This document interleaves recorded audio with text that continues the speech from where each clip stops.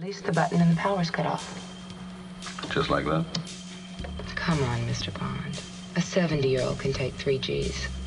Well, the trouble is there's never a 70-year-old around when you need one.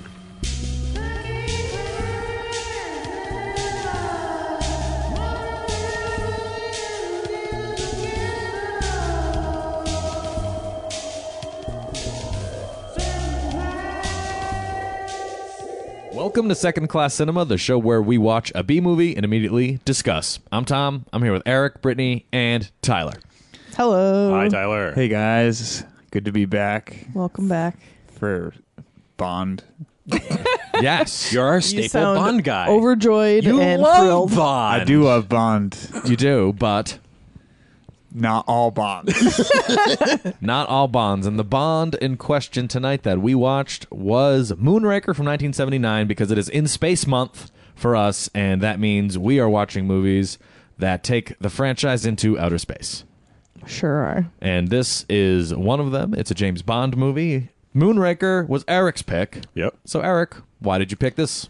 I picked this movie because I've tried to watch it twice over the last 2 years, and I've fallen asleep each time. Oh, So I was really hoping that third tries the charm, and I could bring all of you guys into the exciting world of Moonraker.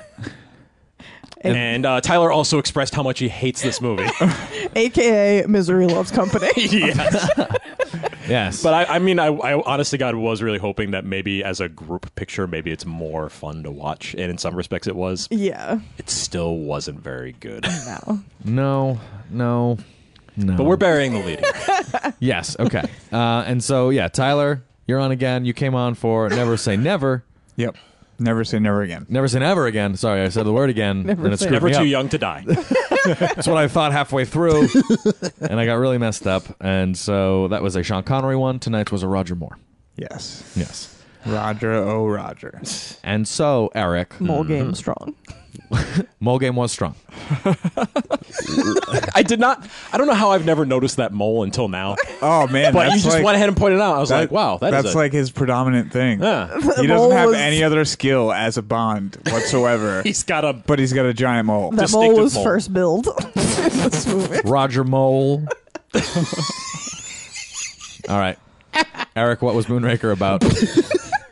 I dare you to tell me. Okay, so a Moonraker space shuttle is being transported from the British to the Americans, I guess.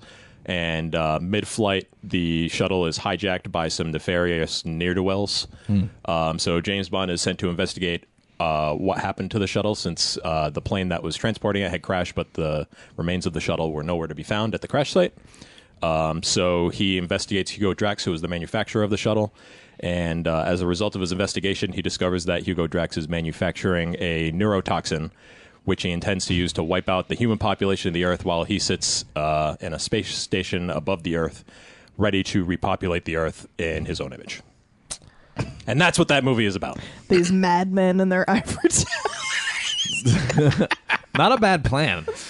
Yeah, I mean, it's basically the same plot as The Spy Who Loved Me, except that one took place in the water, which is the second most boring place that Bond movie can take place. Yeah. We've learned, I think, from Thunderball. It's true. But yeah, it's in terms of overall plot, it's not a bad one for James Bond. No. Well, I don't think so. And in the history with us, so this is the second James Bond movie I've ever seen, I think, as well as Brittany. Same. No. And you guys are Bond pros. Yeah. Yeah. So I have to ask, Okay. what are your first initial opinions on Roger Moore as a James Bond? Brittany? And as a sex symbol. I can tell you the first thing that I wrote down while I saw him kissing a lady was that he was a lizard king. Because his skin just looked like it was hanging off his face. Like his jowls were in full effect. I was like, not a sex symbol. No? But then as the movie went on, actually, he wasn't as bad as I thought he was going to be. Like, he doesn't really have a commanding presence or anything. No. But he's not like a terrible actor. He's definitely got a different charm than the other Bonds do. He's more of a smooth guy. Yeah, I don't know. I didn't overwhelmingly feel any which way about him. I was just like, oh, you're there. I kind of think everyone else in this movie is way more intriguing than you are. Yeah, for sure. That tends to be an issue with the Roger Moore ones. I missed Connery, that's for sure. Yeah, I thought he was all right. He was okay. I need to watch some other James Bond in action so I can then gauge everyone's performances. I feel like James Bond just isn't for me. It probably isn't. And you know what? Even though I watch them on a fairly regular basis, I don't think they're for me either. Like, I'm trying to give him a chance, but it just falls short. Well, For me. here would be my argument, Brittany. There is a Bond for everyone. Yes, there is. There's one Bond for every. Are you sure yours isn't T-Dalt? Every person. You might love Timothy Dalton. We have to test it out. It's not like I'm not a fan of Bond as a concept. Sure, yeah. Or like a character or even a person. But just He's pretty loathsome, Brittany.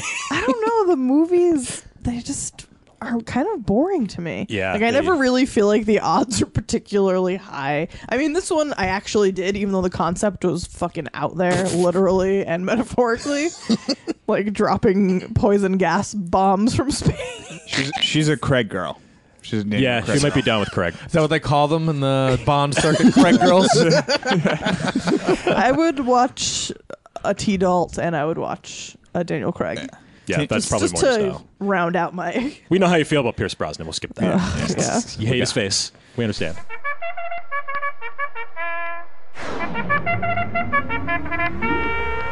Okay, you clowns, cut the crap. All right, guys. What do you say we go into successes for the movie? Sure. What do you think? Let's do it. Raja Shua. Oh, I have one. Honestly, I was just trying to keep track of the plot of this movie because I felt like in Never Say Never Again, I got lost easily. So I was trying to make sure I paid relatively close attention. So I didn't take that many notes. One success was that they had sweet exploding dummies. Hell yes. There were like 3 boat chases in this movie, one of which At least. was just rife with exploding bodies. It was fantastic. yeah. Well, I can definitely agree with that. I love a nice flopping dummy in the sky. I miss the comedy dummy. What is so weirdly satisfying? Don't know. Just the fact that someone had to make a fake dead body and just throw it into the air willy-nilly. Like flying through the air on fire. Well, The way they flop.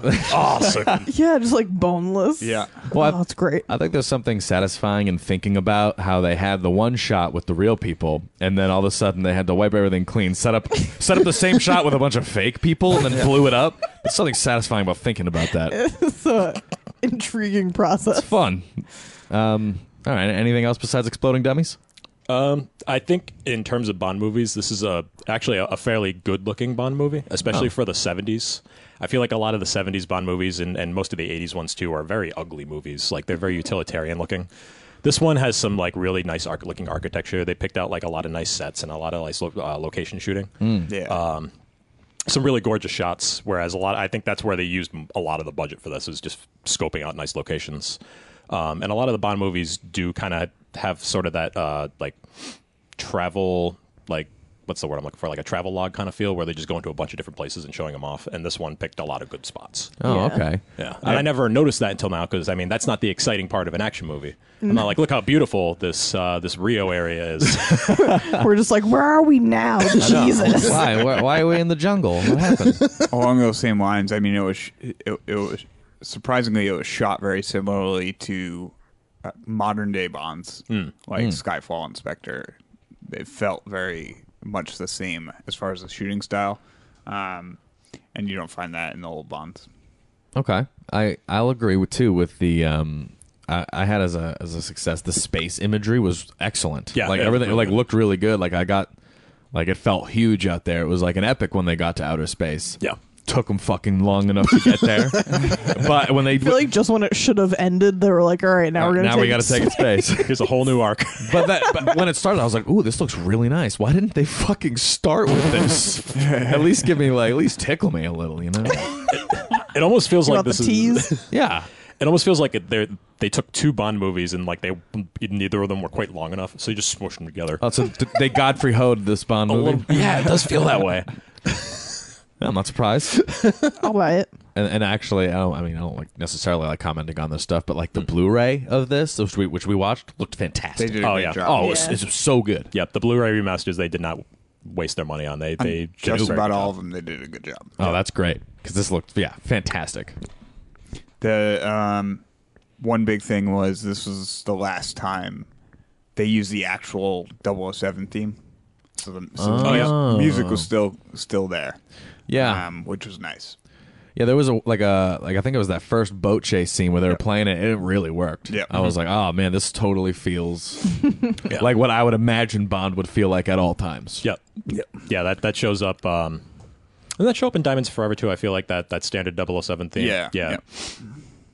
'Cause that's the theme I always associate with that movie, which is an equally silly movie that is for idiots. And I'll sit down and watch that one all day. Who is Bond in that one? That's a Sean Connery one. Yeah. That's when he came back after he had left for one. Diamonds are forever. Yeah, that's how that one goes. Yep. Any more successes, guys? Tyler, do you have anything in particular you want to talk about? Nothing crazy. I mean, I have a shit ton of failures. well, your personal view on this movie is negative. What's right? your view to a kill in this movie? Yeah, exactly. This and A View to a Kill are my two least favorite. Really? You don't like A View to a Kill? Hands down. I fucking hate that movie. Is it also Roger Moore? Yes. Yeah, it's also the final Roger Moore. He's about 80 years old. I would say that it goes back and forth between the two of them as to the last one that I watched is now my least favorite. So Moonraker is now my least favorite Bond. Until you watch A View to a Kill again? Until I watch A View to a Kill again. That's a good system. Yeah. It's a fair system. It is. Keeps me off. I'll commend that. I'll commend that for sure. All right, so let's talk about failures then. Now that let's do it. Let's do it. This is a long fucking movie. Yeah, it was 2 hours and 6 minutes. And personally, for me, it committed the cardinal sin. All right. And it was boring. What? It's the worst I sin. wholeheartedly agree. It's the worst cinematic sin there is. You know what we should do, guys? We should come up with the B-movie commandments. That's not a bad idea. Thou shalt not be boring. Thou shalt not bore me. Is the first one. Goon game must be strong.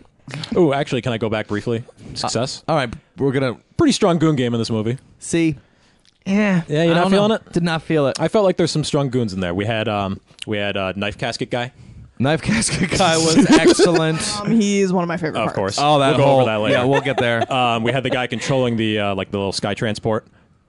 Oh, What's yep, that yep, called? yeah. Yeah. Mm-hmm. I mean, would you consider Jaws a goon?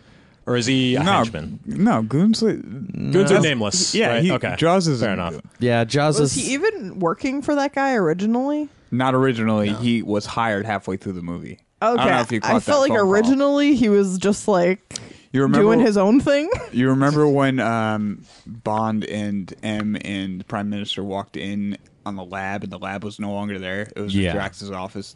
The very next scene is Drax on the phone hiring Jaws. Okay. Yeah, I definitely missed that. All right, no, that does make sense.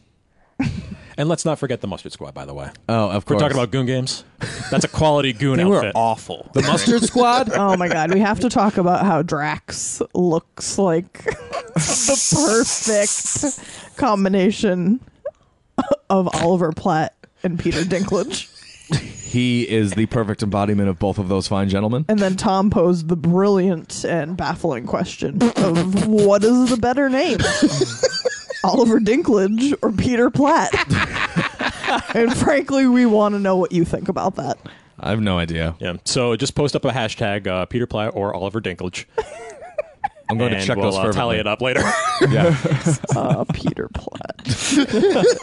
Peter Platt. Oh, is it Oliver Dinklage and the Mustard Squad? Yeah, that's the name of my new band. Oh, those yellow suited.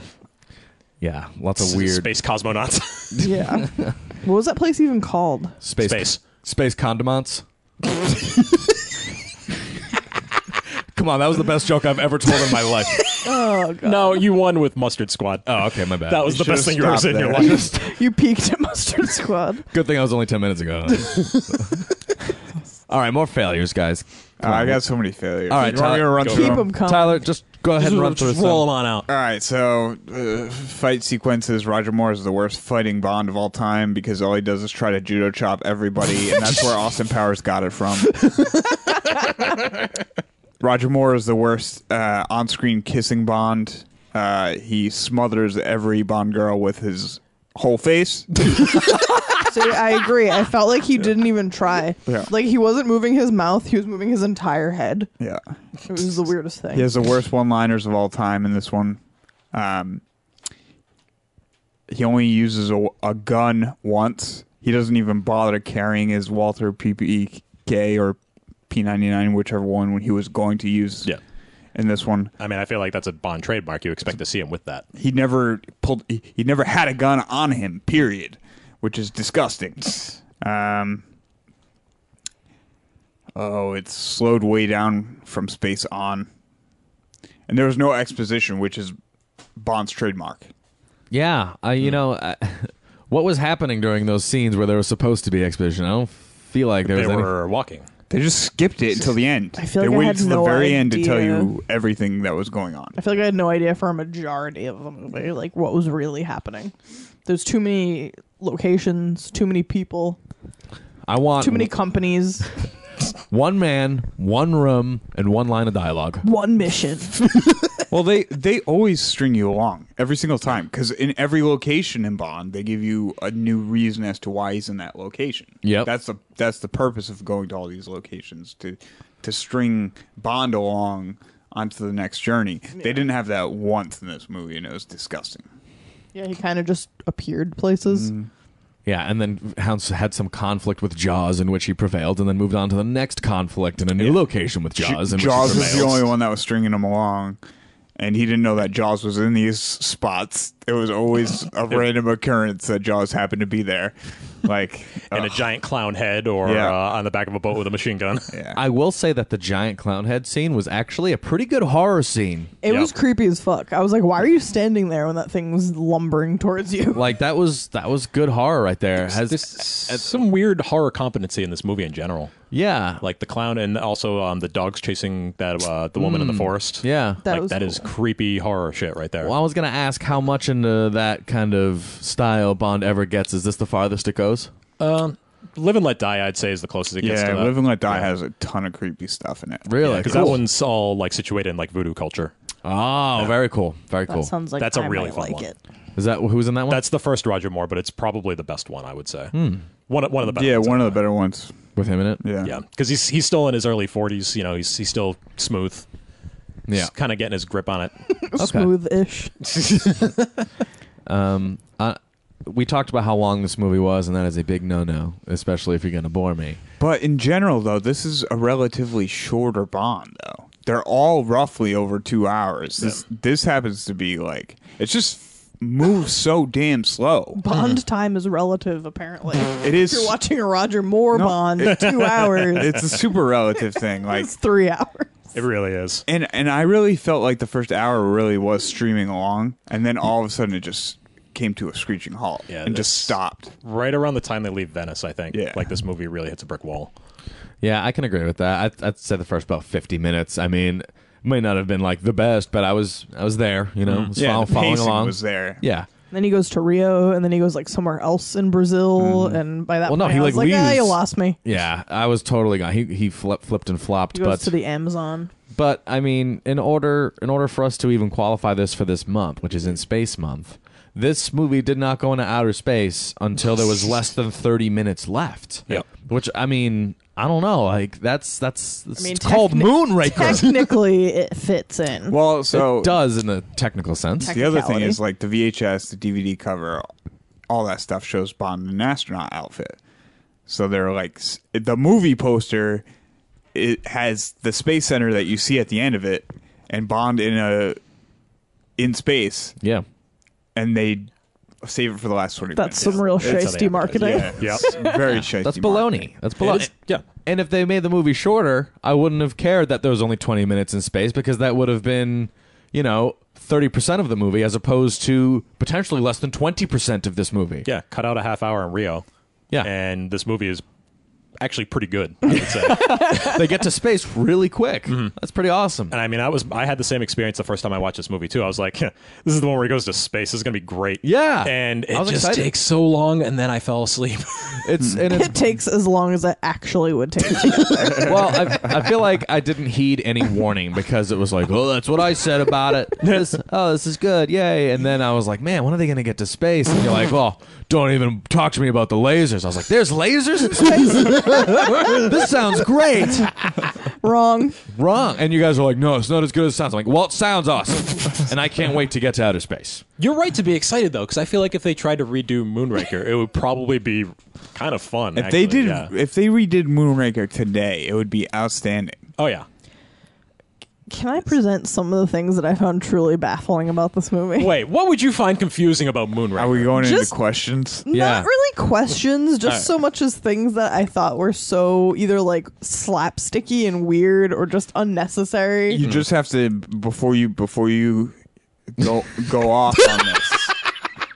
I'm going to preface this by saying this is an already existing universe. So a lot of the things that you are going to be mad at may already exist in the Bond universe. No. All right. I don't think it's that type of thing. Just like all right, cool, weird cool. creative choices. Yeah. Okay. Like when Coffin Guy gets killed and then his coffin is like floating down the canal and they show like that guy on the bridge who's just smoking a cigarette and then he's like "Pah!" and then like throws a cigarette. I was like, he didn't need to be in this. Oh, you're talking about my favorite part.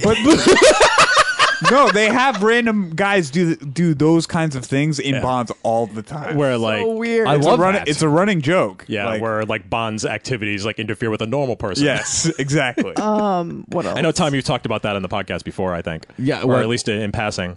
When movies crash into real people's lives. Yeah. No, I'm always a fan of that. That's interesting. I just thought it was so funny. Then that other boat gets like broken in half and the people are making out in it and just like don't even realize that half of their boat is missing. I was like, interesting choice. Also, one of Tom's favorite parts. Oh, my other favorite. But basically that whole That bit entire was- Venice scene is amazing. Oh, it No, was so good. Yeah. Yeah, because the boat got cut in half, and then like the one of those dudes who like row the boats, one of the gondoliers, he's still Yeah. going. he's like still like rowing as he's sinking. It's brilliant. Yeah, I was like, all right. Jaws developing a love interest. I was like, that's an odd choice. It's a very odd choice. Oh, question. Okay, that- Wait, I have one more. Oh, fine. And But it was just the giant snake. I was like, what the fuck? I have a question based on your last thing. So that whole like music swell and falling in love scene, did that happen in history before that? No. Not in James Bond. That Is that what everyone rips off? Is Moonraker? Ooh, that's a good question. That's what I'm at. Like, That's a good question. I I'm not think, sure. I don't think so, though. because so what was I that think in it came before that? I think it came before that. I feel like that just has to be such an old trope. Yeah, exactly. When I want to know, They had to use it in a black and white film. Yeah. that's okay. That, Unironically to begin with. that I believe. And this Probably was an like ironic a take on not it. like a silent movie, but maybe like a movie. One of With, the I feel early like talkies. It could have been close to a Chaplin, actually. Now that I Yeah. think about it. Well, okay, because just like swelling music Yeah. and like people making stupid facial expressions at each other. Yeah. Well, you'd make stupid faces if you had metal teeth too. it's true. It's true. I would. But yeah, I was just curious as to if like I don't know what the fuck it was doing. It's a valid question. I'm pretty sure. I mean, considering this was 79. And because I feel like I haven't seen that reference in forever, especially like as blatant as that one was. Like, Well, there were a ton of references that were thrown out in this film that would only really matter in the 70s. You know? okay, Yeah, I'm sure a ton of stuff just went completely over. our Yeah, it heads. went over our heads. like the British Airways thing where that guy was sticking out that lady's mouth. Yeah, like And we they don't like- know British Airways like Slogan catchphrase. Yeah. Much less their advertising in the 70s. Exactly. Oof, yikes. All right. Any more failures or baffling questions, comments? I think I'm done. I think Holly Goodhead was on Quaaludes for the entirety of this movie. Oh my god, she was so like monotone and like No energy one dimensional. I feel like the Bond girls were pretty weak in this one as Agreed. a whole. Because Corin was awful too. The first chick in the helicopter. Oh yeah, Yeah. Yeah, she Oh, was the humble awful, too. pirate. Yeah, the humble pirate. Yeah. yeah.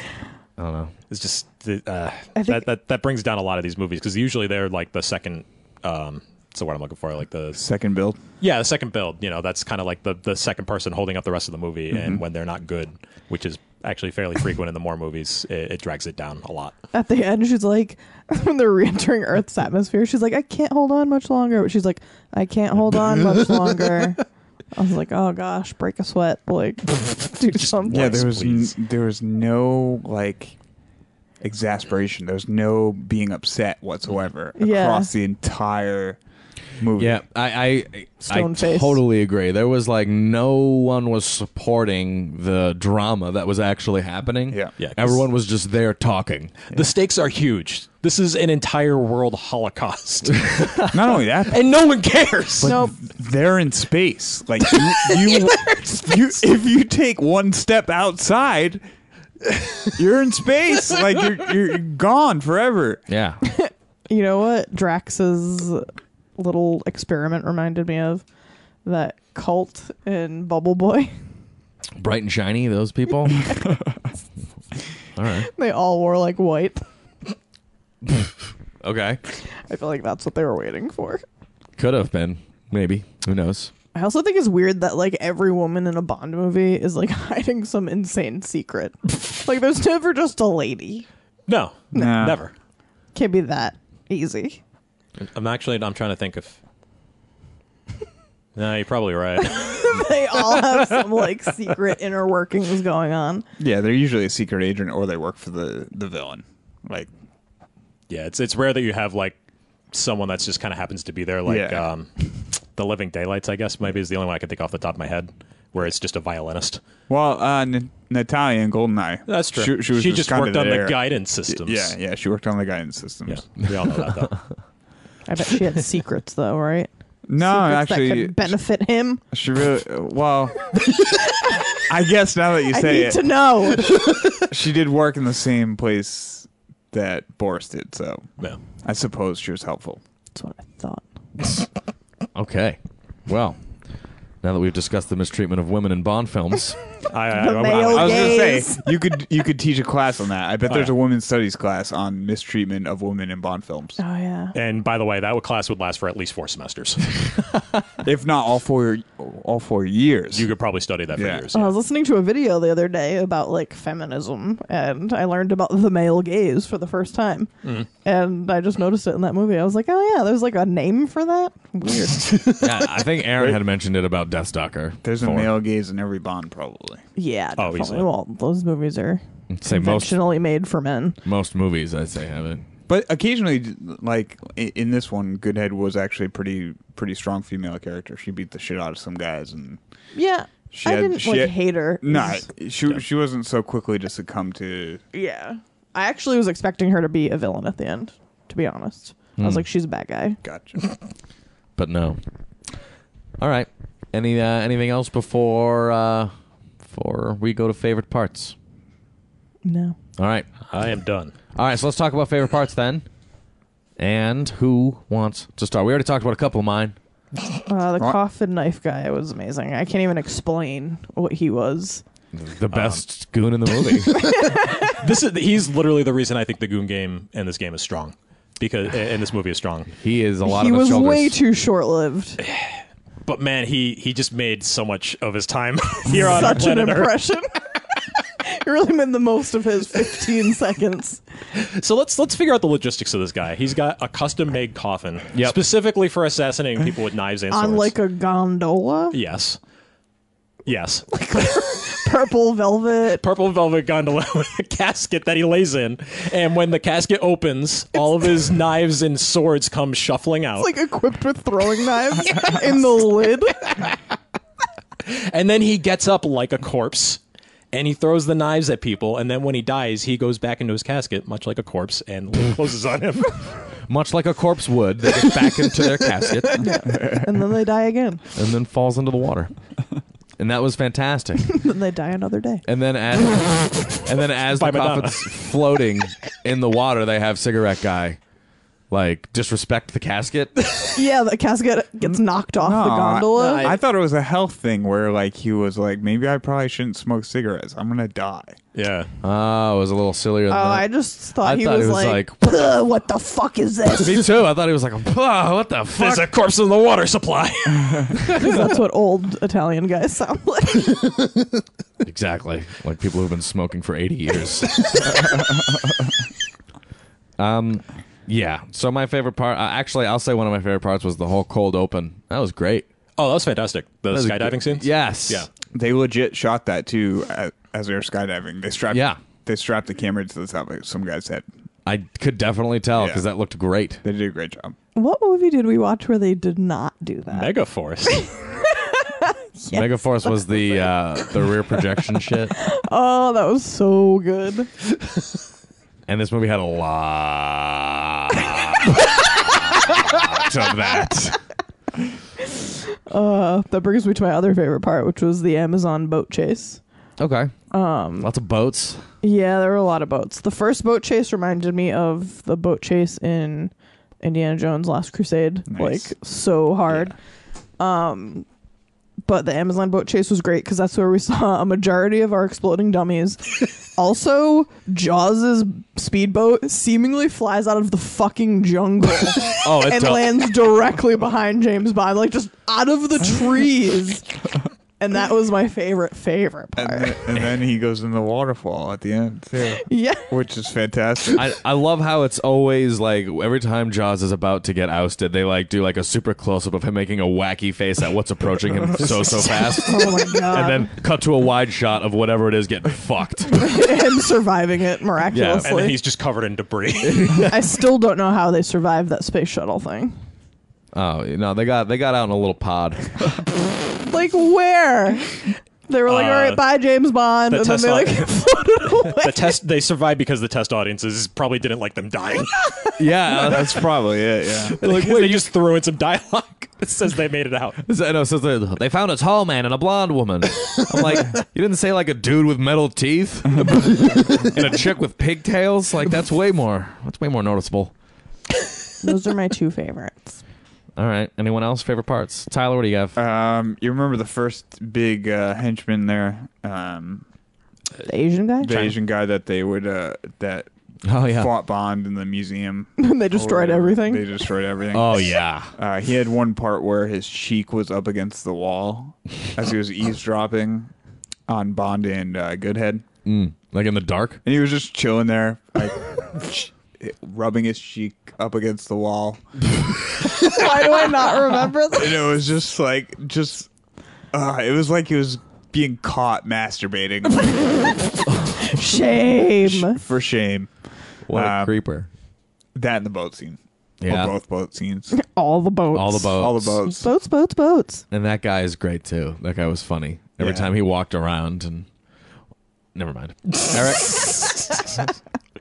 As terrible and stupid it is, the space fight is amazing. Oh god. To see it's so bad. It's awful. Of Eric. astronauts That's awful. float at each That's other. the and fire worst laser scene guns in the whole movie. Well, like, why couldn't they project themselves to say, well, hey, maybe these ships have weapons on them? They do. That's the problem. So these ships have weapons, and they're like, guys, hold your fire. But then you wouldn't be able to open the hatch of the space shuttle and show all these little guys floating out in space. Fucking jizz astronauts So in outer space.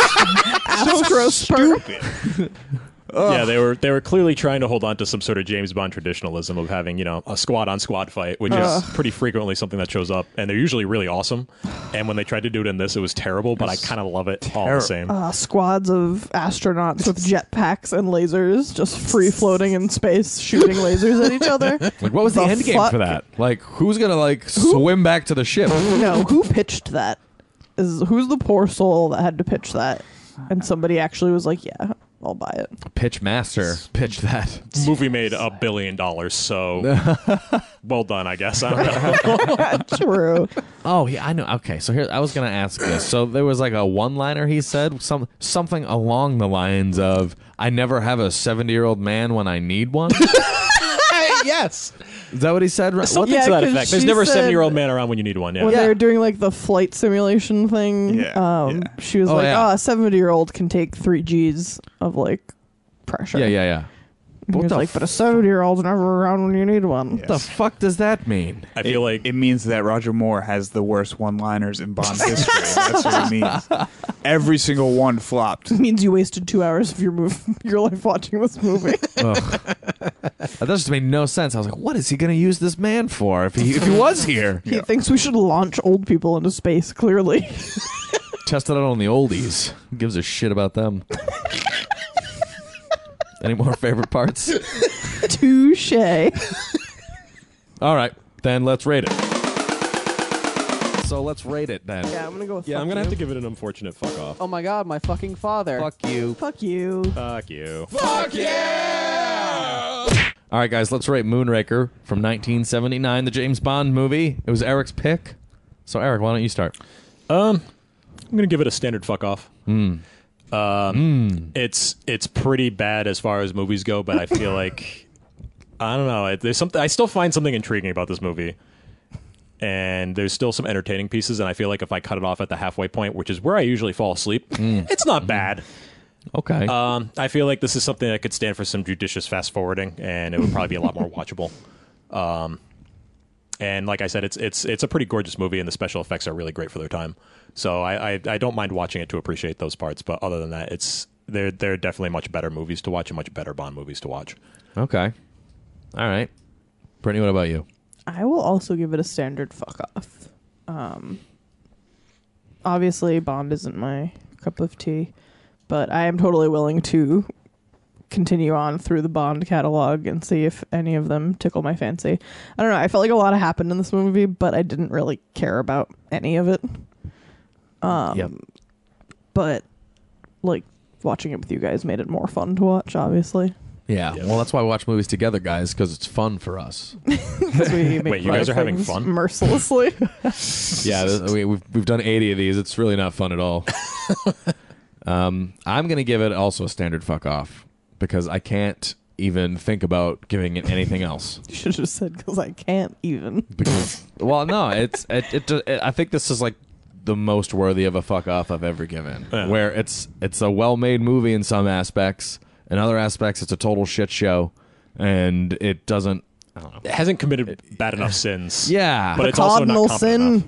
yeah, it did do the worst one. It was boring, but that's okay. But no, that's why I give it a fuck off because I don't know. It's okay. It's okay. I feel like you could send this one to the editing room and chop it into something a lot better. Yeah, I think so. And I think what I want to do for James Bond is, so I watched a Sean Connery one, I watched a Roger Moore one. Now I just want to watch one of all of them. And That's not a bad approach. I feel like we could watch a pretty good movie for the rest of the four. yeah, and then pick, like, okay, well, I like this person, I'm going to watch those Bonds. I like this person, and then I'm going to watch those Bonds. I think I want to approach it like that. It's not a bad idea. So that's the way I'm going to do it. Tyler, That's fair. What do you give it?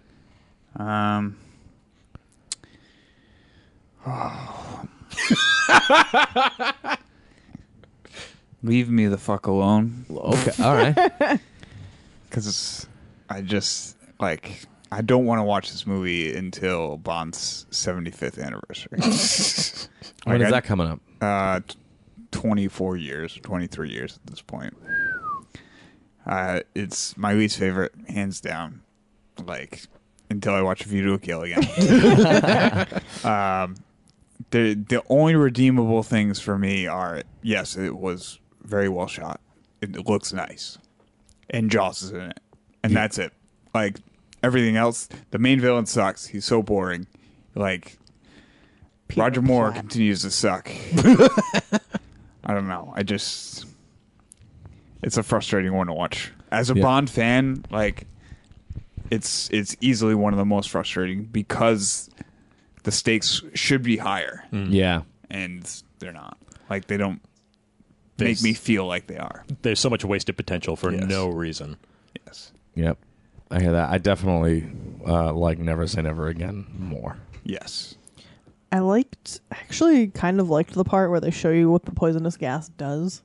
I feel like if they made that more intense, maybe I would have been like, oh, the stakes are higher. That's very Bondish too. That's one of the few scenes in this movie that feels really more like a Sean Connery movie. If they had put that in 20 minutes earlier, it probably would have been better as well. Very true. Yeah, if they had just hit a lot of these points earlier or more consistently, I think, it just would have been overall a more enjoyable watch. So that's it, guys, huh? Yeah, that's it. Seems like That's it. Any final thoughts on Moonraker? As it turns out, movies in space are usually not very good. Well, so far, Yeah. we've discovered this. That's the one lesson I've learned. You should not take your franchise to space because it will ruin us all. Yeah, I was going to say, it's more about the franchise going to space, maybe not so much already existing in space. Yeah, movies about space rule. Yeah. Movies with franchises pre-existing not in space, not so much. Hasn't worked out yet. No. I wonder if any of these are going to work out. I wonder if the movies we watch...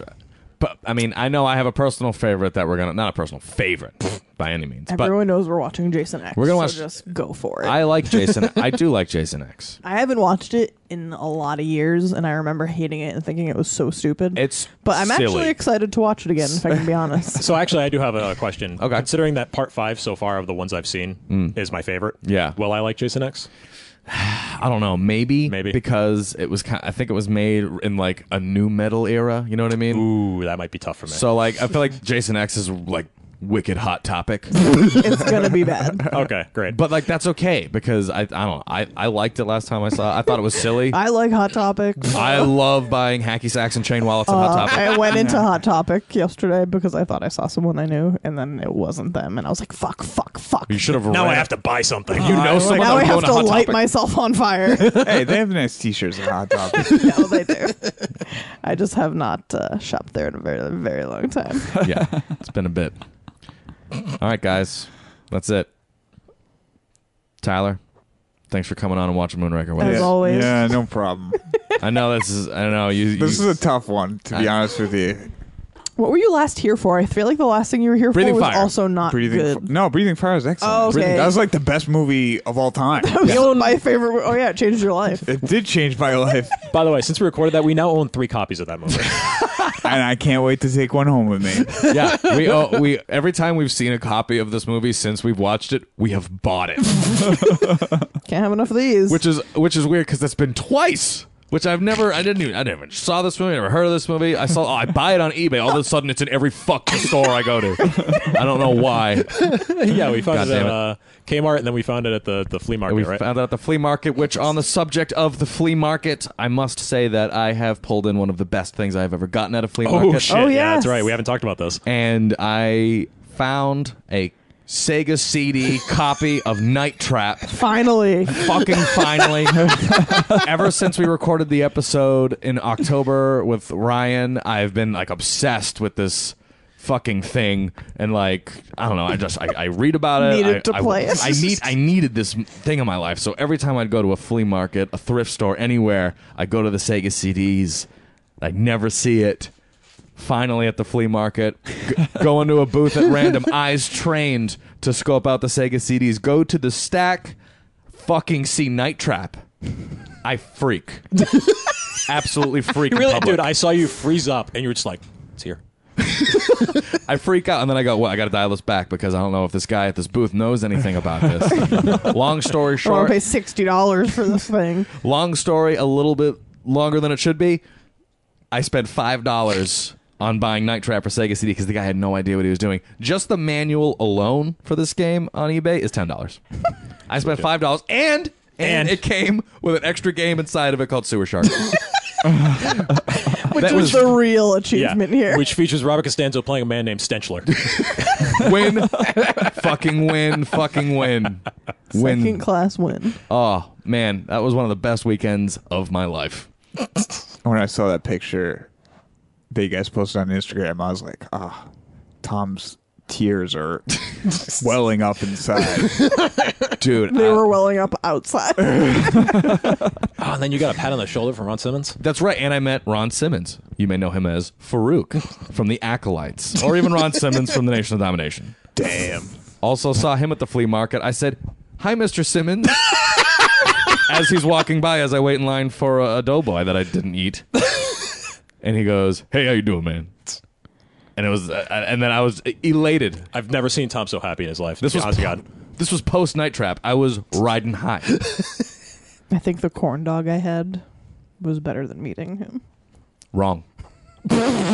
Absolutely wrong. Well, you didn't have it. so I didn't you have the don't corn know. dog, but you also didn't get dominated through the healthcare table that was there. It's very true. I did. Pretty sure that corn dog gave me some sort of healthcare domination after I was done with it. Okay, that's it. Sorry. Yeah, no, I decided to talk about Night Trap because it's the best thing that ever happened to me. So if you'd like more information on the show, head on to Facebook, facebook.com/secondclasscinema. If you'd like to listen to us, you can listen to us on iTunes, Stitcher, TuneIn Radio, secondclasscinema.com, and followingfilms.com. And also, we're making appearances on Box Office Boys, which is a podcast that Ryan and Aaron started doing. They review trailers, and they have had each of us on as a guest, as in Eric, Brittany, and myself. Tyler, I'm sure you're on the docket. Soon enough, I'm sure. You'll be on it soon enough. But yeah, check them out. Box Office Boys on Twitter. That's with a Z because they're wicked fucking cool. Boys. And yeah, I guess that's it, right? It's over? Yeah. All right. We got to edit this and post it in like an hour. Okay, good night. Can't wait See to ya. listen. Can't wait Later. to listen in the morning. Yeah. Good night.